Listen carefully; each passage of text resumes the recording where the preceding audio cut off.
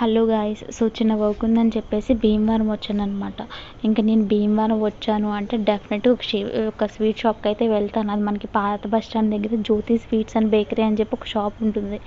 So అక్కడ taste అయితే ఎక్సలెంట్గా ఉంటుంది. ప్రైజెస్ కూడా చాలా అంటే చాలా రీజనబుల్గానే ఉంటాయి.